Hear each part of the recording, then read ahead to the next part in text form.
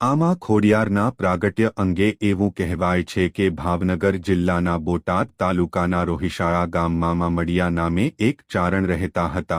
તેઓ ભગવાન શિવના પરમ ઉપાસક હતા. તે સમયે ભાવનગર જિલ્લાના વલ્લભીપુરમાં શિલાદિત્ય નામનો રાજા રાજ કરતો હતો, જેને મામડિયા ચારણ સાથે ગાઢ મિત્રતા હતી.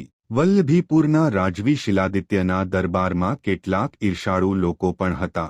તેમને રાજા અને મામડિયા વચ્ચેની મિત્રતા આંખમાં કણાની જેમ ખૂંચતી હતી. એક દિવસ રાજાના મનમાં બહુ ચાલાકીપૂર્વક એવું ઠસાવવામાં આવ્યું કે મામડિયોની સંતાન છે, તેનું મોં જોવાથી અપશુકન થાય છે, જેથી ભવિષ્યમાં આપણું રાજ પણ ચાલ્યું જશે. અને એક દિવસ મામડિયા પોતાના નિત્યક્રમ મુજબ પ્રભાતના પહોરમાં રાજમહેલે આવીને ઊભા રહ્યા. રાજાના મનમાં અદાવતીયાઓએ રેડેલું ઝેર ઘુમરાતું હતું. કંઈ બોલ્યા ચાલ્યા વગર એક જ વાક્યમાં મિત્રતા હવે પૂરી થાય છે તેમ કહી શિલાદિત્ય પોતાના મહેલમાં ચાલ્યા ગયા.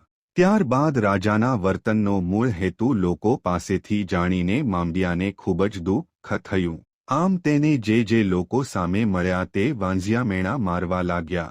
તેનાથી ખૂબ જ દુઃખી થઈને વલ્લભીપુરથી પોતાના ગામ આવી પત્નીને રાજા સાથે થયેલ વાત માંડીને કરી.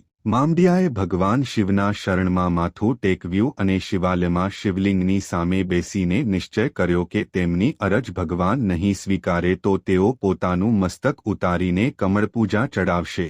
મામડિયો ભગવાનની આરાધના કરવા લાગ્યો. આમ છતાં કાંઈ સંકેત ન થયા અને પોતાનું મસ્તક તલવારથી ઉતારવા લાગ્યા ત્યારે જ ભગવાન શિવ પ્રસન્ન થયા અને કહ્યું કે તારા નસીબમાં સંતાન સુખ નથી, પરંતુ તે મારી ભક્તિ કરી